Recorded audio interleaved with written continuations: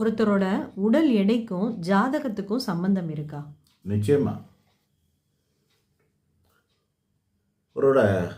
ஒவ்வொருத்தருடைய ராசி லக்னம், ராசியாதிபதி லக்னாதிபதி, இதில் எத்தனை கிரகங்கள் சேருதோ அந்த அளவுக்கு எடைகள் கூடவும் குறையவும் செய்யும்.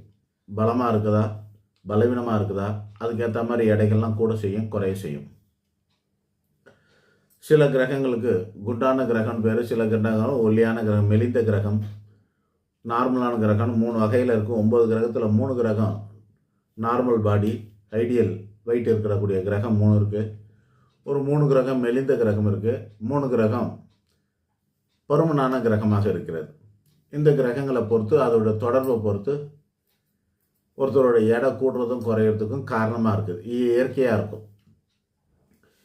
இந்த இயற்கையான எடையை கூட்டலாமா குறைக்கலாமான்னா, நீங்கள் நார்மலான ஃபுட்டு ஹேபிட்டில் எப்பவும் போல் அப்படியே இஷ்டத்துக்கு மனம் போல போக்கில் நார்மலாகவே இருந்தீங்கன்னா, அது உங்களோட ஜாதகத்தை எடையை அப்படி இருக்கும். ஒன்று மெலிந்த தேகமாகவே இருக்கும், அல்லது நடுத்தரமான தேகமாக இருக்கும், அல்லது பருமனாகிற தேகமாக இருக்கும்.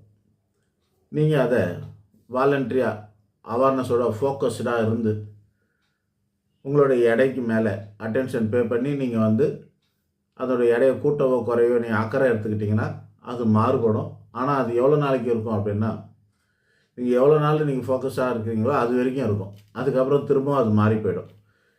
ஃப்ரீயாக விட்டிங்கன்னா பழைய நிலைமைக்கு திருப்பி வந்துடும்.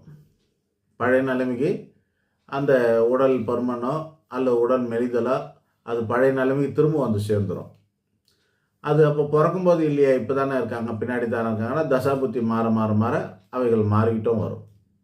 நோய்கள் கூட கூட அதோட தன்மைக்கு ஏற்ற மாதிரியும் இது மாறும். தசாபுத்திக்கு ஏற்ற மாதிரி நோயும், நோய்க்கு ஏற்ற மாதிரி உங்களோட உடல் அமைப்பும் கூடவோ குறையவும் செய்யும்.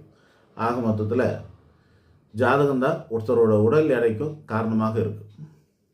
இப்போ ஒரு ஃபேமிலியில் கூட அப்பா அம்மா பையன் அப்படி அந்த மாதிரி இருக்கவங்க கூட குண்டாக இருக்காங்கன்னா, அப்போ அந்த ஜீனு காரணம் இருக்குமா? எல்லா டாக்டருமே தனக்கு தெரியாத ஒரு விஷயத்துக்கு அவங்க சொல்லக்கூடிய ஒரே பதில் என்னன்னா, ஜெனட்டிக் ப்ராப்ளம். வியாதி எங்கள் தாத்தா பாட்டனுக்கெல்லாம் சுகர், பிபி இதெல்லாம் கிடையாது. திடீர்னு வந்துருச்சு. 40 வருஷத்துக்கு முன்னாடிலாம் எங்கே இருந்தது சுகரு, பிபி அதெல்லாம்னாக்கா கிடையாது. இப்போ தான் புதுசாக வந்துருச்சு. கேட்டால் ஜெனட்டிக் ப்ராப்ளம்ன்றாங்க, அது வழி வழியாக வருது அப்படிங்கிறாங்க. அதெல்லாம் கிடையாது.